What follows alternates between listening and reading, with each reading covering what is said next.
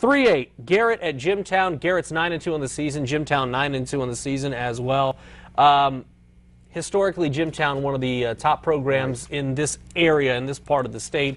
What does Garrett have to do to beat the Jimmies at their place? Well, they have to run the football, and Jimtown's going to load up the box and try to stop the running game of Garrett. Now, they do have Todd Fricky back. Ran for 120 and change last week, about 4 touchdowns, and Garrett is playing really, really well. They've had good road win at Tippecanoe Valley and then beat Whitco last week soundly, so Garrett is playing really, really well.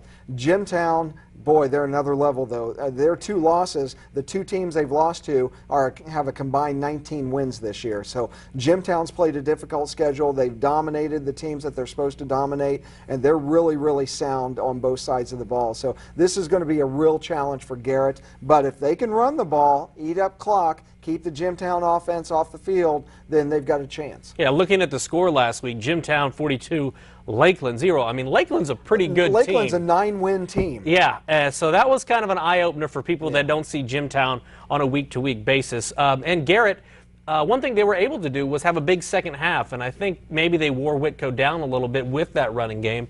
And I think that's what they're going to have to do with the Jimmies, because they're a team that likes to pound the football with Fricky, with Mitchell, with some big guys. Moreau can do it running the football as well, and I think that's going to be a key.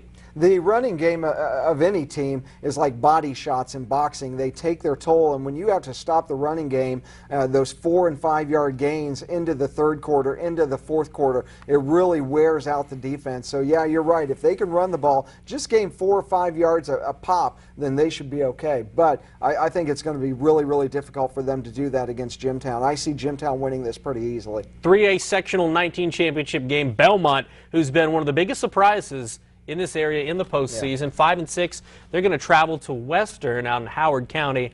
As far as Belmont goes, they've really been clicking. They eliminated your Yorktown Tigers, which I couldn't wait to talk about this game. 22-7 last week in Decatur. They put up 62 against Blackford in week 1 of the postseason. What is it about Belmont and Larry Getz that has this team going positively at this point in the season? Well, I'll say this as positive as I can about Larry Getz. This is an experienced coach. I didn't say old coach. He's an experienced coach. He's a veteran. He knows what he's doing. If you remember what he did at Wayne, those teams played really well in the tournament. They went down to Delta and competed. They played some tough teams. Larry Getz knows how to get his team playing their best football late in the season, and they did that. They really shut down Yorktown, who was riding a hot hand at the time, and you know, I like Larry Getz a lot.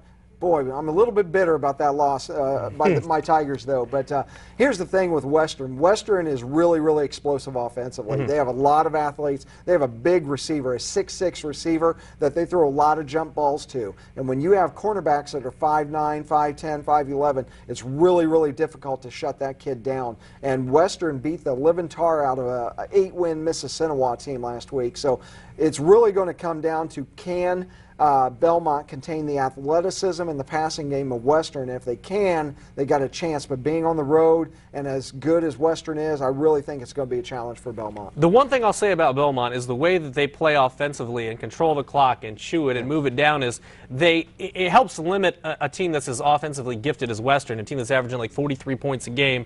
They did it against Carroll. They lost that game. I saw that whole game. But they gave themselves a chance to win with that clock control. Is that what they have to do again this week? Yeah, a lot of shutting down a powerful offense isn't from a defensive standpoint. It's more of just keeping them off the field. If you don't let Tom Brady have the ball, he can't beat you. And so that needs to be the mindset of Belmont. If we can eat up chunks of clock, like you said, offensively, that means their guys are standing on the sidelines and not on the field. And so, yeah, that's what they need to do. They need to be able to run the ball, move the ball down the field, and eat up big chunks of time to keep that Western offense off the field. If they can do that, they got a chance.